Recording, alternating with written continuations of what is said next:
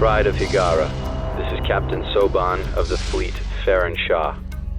Looks like you could use a hand.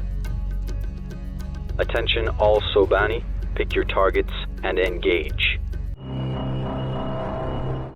Hello everyone, this is Captain Soban. Welcome aboard the Starship in Normal Prize. I apologize about my face being a little dark.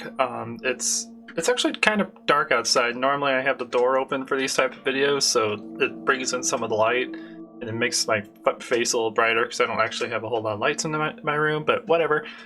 That's just drama I have to do to live and not you guys. Anyways, we're going to do kind of a different video today.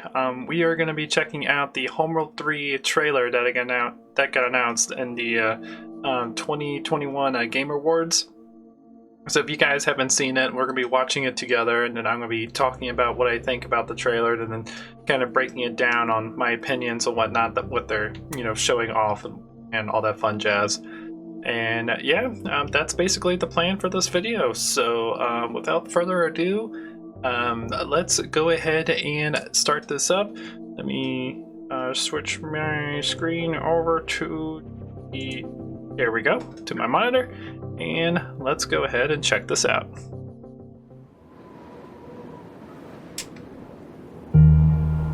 I remember the Kartoba, an island in a dune sea. I remember the guide stone, the diamond shoals, the sisters of Balcora spinning 100 billion stars, the song of the core. I remember opening the gates.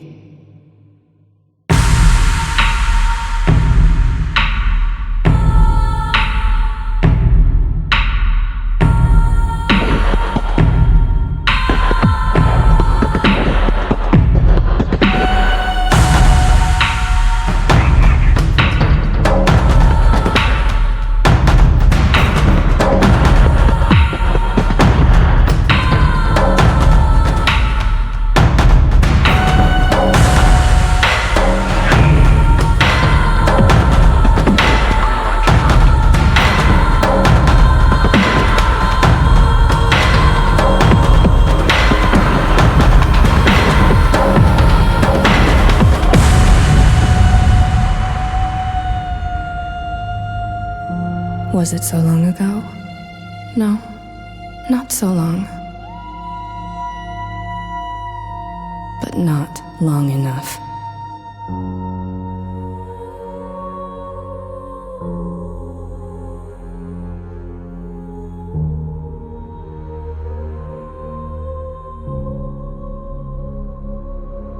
Alrighty.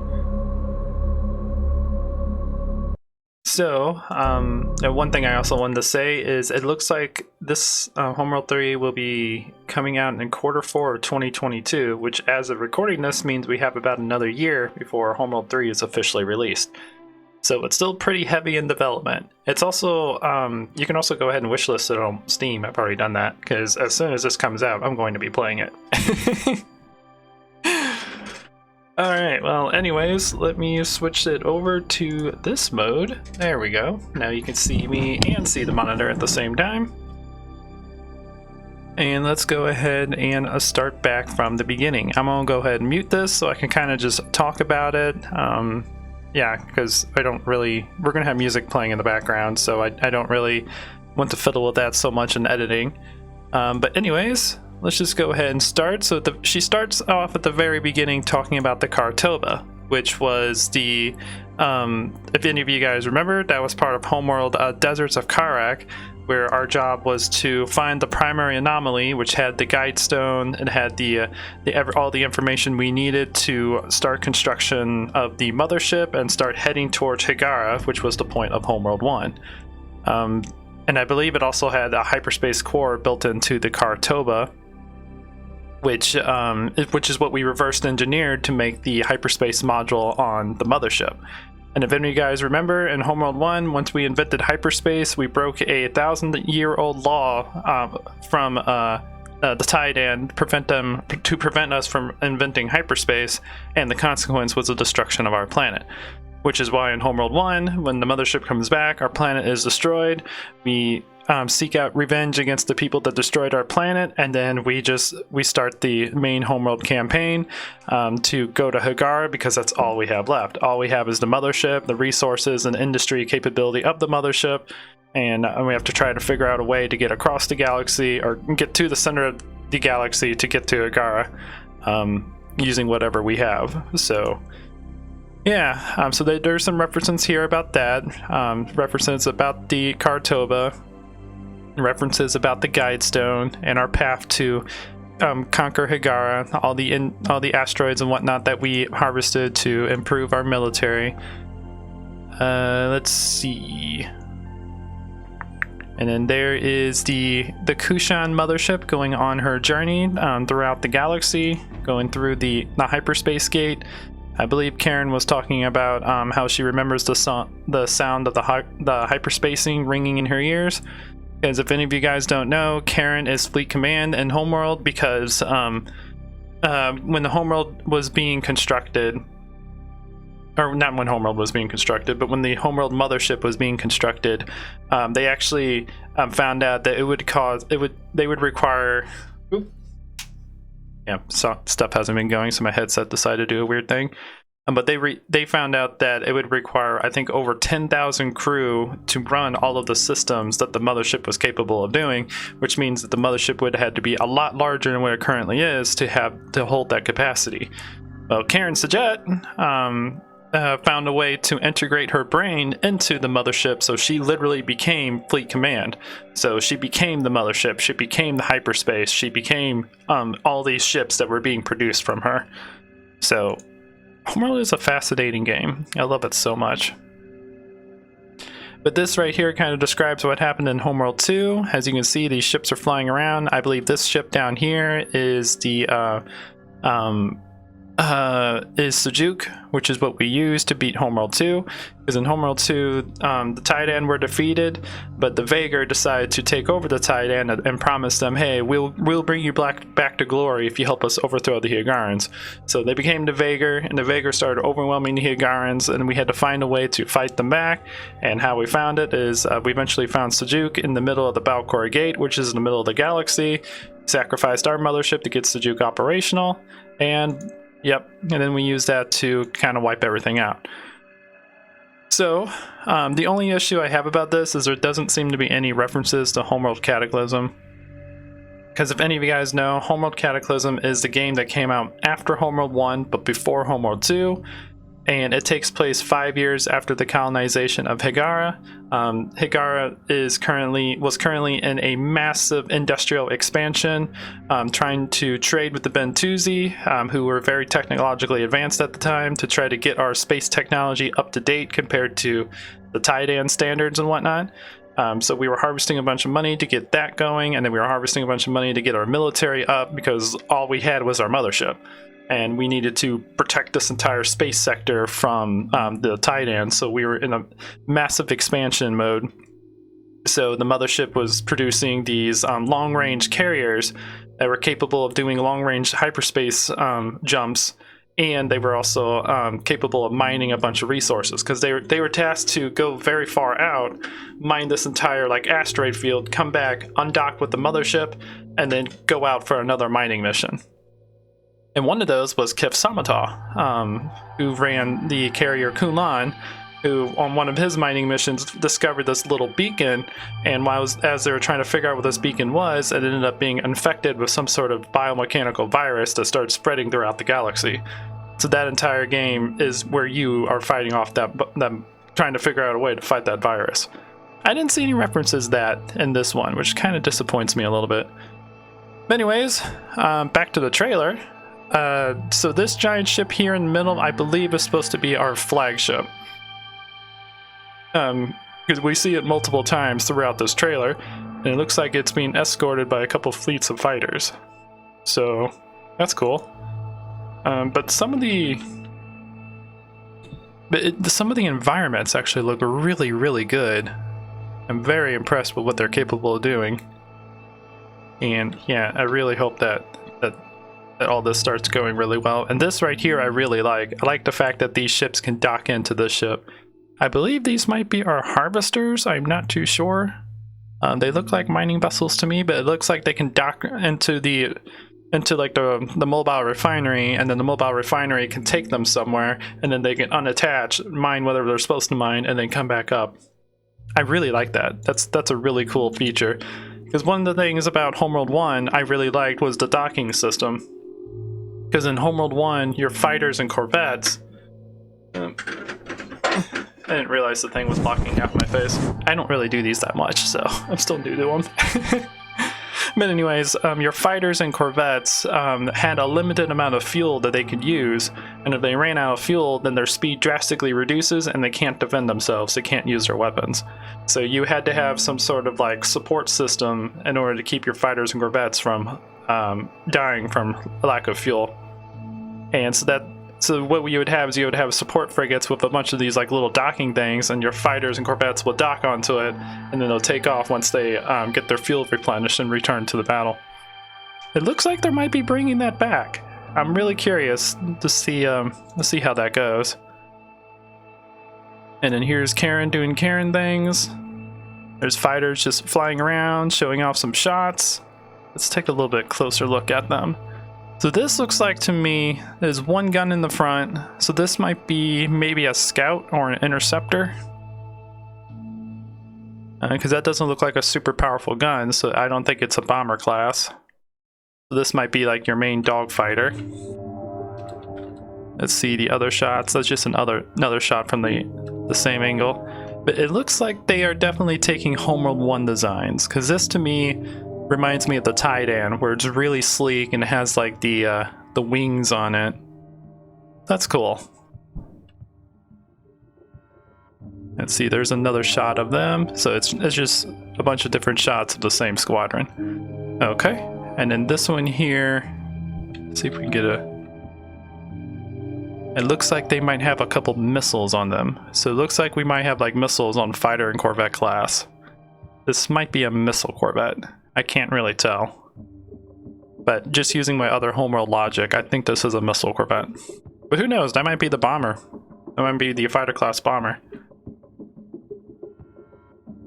And then we have this guy back here. Yeah, I do like the designs. They look really sleek. Really aerodynamic, which is, you know, ironic for space, because you don't really care about aerodynamics in space because it's space. There's no, you're not going through, you know, atmosphere or anything. But who cares? I like the designs. So yeah, here's the interceptors. These guys might actually be... I think these are the bombers. These look like a bomber class to me. So the interceptor, bomber. And we continue going. And now they're flying over the mothership. And we got a couple portals here. I'm curious to see what those are for. And now looks like we have a little bit of combat. We have Karen doing Karen things. Some of these guys flying through the trenches. Yeah, the whole, you know, 3D flying through the whole 3D world is really going to be useful, especially for like small occasions where you can use them to like hide your fighters somewhere and be like, oh, ambush, and then ambush the enemy and catch them off guard. And there were some like defense turrets going off on the that capital ship class, which I'm assuming is our mothership class for this campaign. And there's a battle going on here. It does look like that the ship has a bunch of defenses. So in Homeworld 1, your mothership didn't really have a whole lot of defenses. It had a couple like hull defense turrets that made it good against fighters, but obviously the mothership wasn't designed for massive combat. It was a colony class ship. Its primary purpose was to keep people alive inside it and get them from A to B. That was the mothership's primary purpose, and then produce, you know, whatever ships it needed to protect itself. Homeworld 2, kind of the same way, but Homeworld 2's mothership, I believe, should have been more of a combat ship, because it was built in a way to escape from a con and harvest resources to fight back to Vaegir. So it didn't have any cryogenic trays or colonies on it to take it somewhere. So I think the Homeworld 2 mothership should have definitely been more of like a heavy combat ship, kind of like how we do it on the Cataclysm, or not Cataclysm, on Complex mod and whatnot. The Cataclysm mothership made sense. It was kind of powerful because it was a carrier class ship. Its primary purpose was to mine and defend the mining operations while they did that. So it had some defenses on it, but it wasn't like it couldn't like take down a heavy cruiser or like a powerful battleship by itself. But it could easily take down a good squadron of fighters and corvettes. So I'm curious to see if they're gonna make like this mothership on this one like a combat vessel. And then there looks like a carrier class coming out of the mothership. So that's cool. This definitely looks like they had a lot of references from the Titan for these guys. So that's cool. I mean, this over here looks like a super capital ship, maybe a destroyer class or a frigate class. But it looks to me like a Somtal destroyer, at least looking at it from the back. But I do like this little detail that they added. Like they have all, in Homeworld, you usually just had one primary engine, and then what would happen is like if you had to move somewhere, it would just rotate and then go in that direction. It looks like now we have a bunch of small maneuvering thrusters, so like if you do a combat order, the maneuvering thrusters will activate and move the ship out of the way. So it looks a lot more realistic than the old Homeworld games. So I'm really looking forward to that detail. I think that's a really, really cool detail they added. Whoop, we didn't want to skip that much. And there's Karen doing Karen things. And then there's a squadron of fighters going, and then here's what looks like all the mobile refinery with all of its harvesters docked, then all of them launching at the same time, which is pretty cool. And then here, there's another carrier class back here. There's an ion cannon beam coming in here, so they kept that, which I'm happy. I love the ion cannon effect in Homeworld. I think that's one of my favorite like weapon types, and why I like ion cannons so much in like Star Wars or Star Trek. I don't know, is there something about a giant beam of energy pulverizing an enemy ship that I just absolutely love? One of the reasons why the ion cannon frigate's my favorite frigate class. It looks like we have like 3 identical frigates. I can't really tell what weapon layout they have. I think there's a 4th one over there. But this guy's obviously being damaged by a different frigate. So... Ooh. He's got some sort of weapon on him. And this guy is flying around. This one's definitely being damaged by some sort of combat going on. There's Karen doing Karen things. In this, I can't wait. All this chaos that's going on. I think the one thing I really hope about Homeworld 3 is the engine that they're making for this game is capable. Obviously, it should be capable to handle a lot of things because we're designing the engine from scratch, at least that I know of. It's not a remastered of the Homeworld 2 engine like the remastered one was. But I'm really hoping that this engine's also capable of mods. Like, I hope they make it easy for like the modding community to produce mods the way they want to.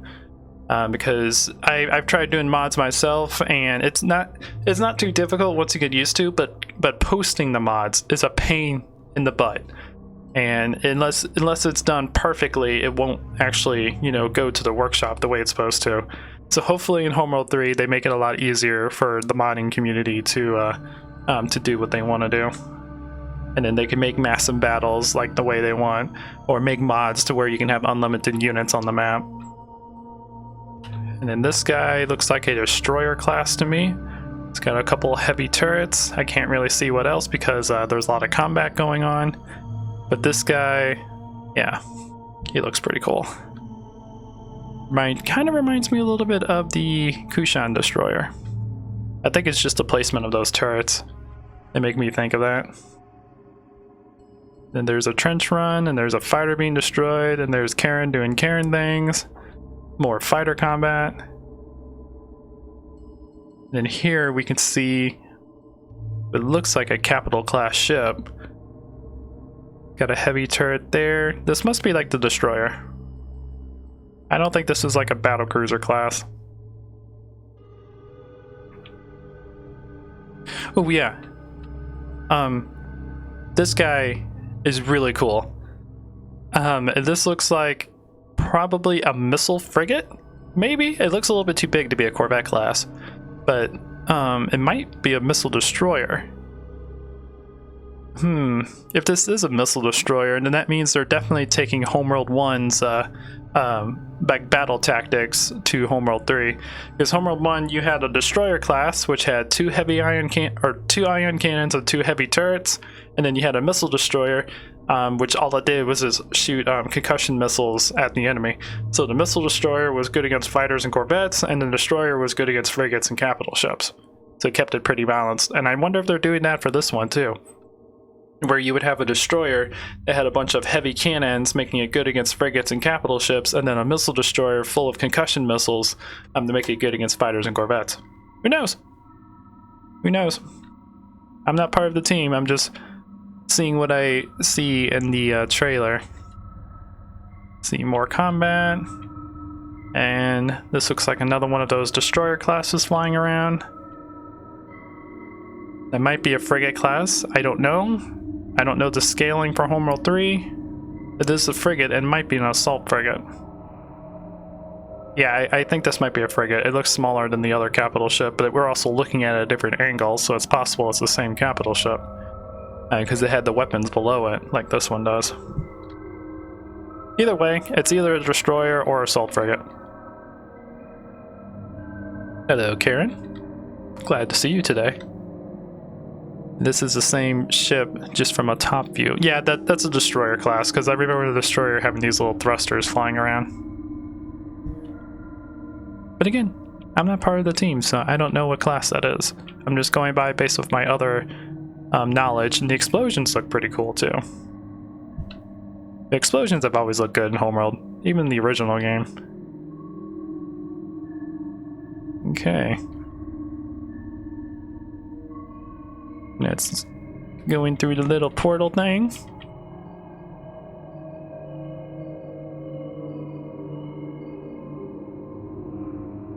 I also hope the scaling of the game is just as good as Homeworld 1. The problem I had with Homeworld 2 is it had such small scaling. And part of that was because of the fact that that Homeworld 1 limited your view radius, because back then we didn't really have the hardware power to have like a full-size map. So they limited your view radius of 16 kilometers, so any ship that's beyond 16 kilometers of view disappears and is no longer in memory. So you can have much larger battles because of the fact you can't see all the way across the map. And I kind of like that. It did a good job for Cataclysm, because it helped set up the creepy mood of Cataclysm, because you couldn't see that far. So you're always worried about, oh crap, is the beast coming in to infect me? Because you could see him on the radar. Oh, hello, Karen. You could see him on the radar, but you couldn't see him across the map like you can in Homeworld 2. You got some pretty eyes there, Karen. She's getting closer. There we go. But I think that's everything. Yeah, because Karen just does Karen things here, and then the Homeworld 3 thing comes up. So yeah, I'm really looking forward to it. I really hope that Homeworld 3 does as good as we're hoping it does. I hope that Homeworld 3 has a lot of good modding support and whatnot. I think my wishes for it is hopefully in the future, maybe they'll make like references to Cataclysm or whatnot through the campaign. Homeworld Cataclysm to me is probably the best one of the 3 games. Just because of the storyline, the voice acting, the fact it uses the Homeworld 1 engine but upgraded to add like more things to it. Like for instance, I believe it's the only non-modded Homeworld game that has a built-in level up system. So if your ships do a good job at killing things, they'll get stars, which improve their like engines, their speed, their maneuverability, and their damage. And there are a couple Homeworld mods that add that stuff in, but Homeworld Cataclysm is the only one that adds that in by default. So I'm really looking forward to this, and I really hope that that things go as well as they're supposed to. Trying to switch back to just webcam. There we go. But yeah, I mean, I'm extremely excited for Homeworld 3. I haven't really seen a whole lot of Homeworld 3 myself, Like, I've seen this trailer, I've seen the reveal of the crap, what was it? The railgun frigate. I saw that, but I've been kind of trying to avoid a lot of the Homeworld 3 stuff because, one, I don't want to get myself overhyped and then be disappointed if the game isn't as good as we hope it is, and two, for the playthrough, because I am planning, as soon as this game comes out, to do a full playthrough on the channel, and I am super excited about that. So I don't want to get overhyped and be disappointed by playing the game because I already seen spoilers and everything like that. So anyways, I hope you guys enjoy this. I don't know if this was a really good reaction video, but I am excited. I'm excited to check out the ships and excited to check out the new combat, the fact that there's, debris and whatnot that you can hide behind for like your fighters and whatnot. That's really cool. Oh yeah, and speaking of that, I was going to talk a little bit about this. If I switch back over to my monitor, you guys will see. We can read a little bit about the game because they have a little bit of description here, which will help us out soon. So, Fleet Command Online. This is a tactile, beautiful, and wholly unique. The Game of the Year winning sci-fi RTS returns with Homeworld 3. That is right. Homeworld 1 got Game of the Year of I think like 2000 or something. Assume control and battle through fleet combat and dazzling full 3D space while the award-winning story unfolds on a galactic scale. So that's something. I think Homeworld 2 did that, but yeah, curious to see how that does. And then combat. Strategic freedom is yours. Hulking space derelicts called megaliths bring 3D Terran into the classic Homeworld battle space. This right here is what I'm excited about. We can actually like hide behind things. Like, you can hide behind asteroids in Homeworld, but it doesn't do much. Like, it'll just cause the enemy ship to fly around, but now we can probably like get super close to the asteroid and kind of just, use it to our advantage. Use the crumbling remains of an ancient civilization to funnel foes into a brilliant ambush or hide your fleet from powerful enemies, not engines. Fortresses team with menacing turrets and invite your strike craft into dangerous trench run deep behind enemy lines, which we saw in the trailer. We saw them going through a big trench like they're trying to destroy the Death Star. But not everything is in your control. Dangerous space phenomena like particle storms and asteroid fields will test even senior commanders. So I am excited about the updated combat system. I'm really excited to try to see if we can use that to our advantage, and then excited that there's modding support so people can make cool stories and whatnot that they can with all that stuff. But anyways, yeah, you can just search Homeworld 3 on Steam and put it on your wish list. It's already available. But anyways, guys, I'm gonna go ahead and end this here. I hope you enjoyed it. Please leave a like if you did. If you like what I do, consider subscribing, and I will check you guys out in the next video. Until then, this is Captain Soban signing out. The Baker have arrived.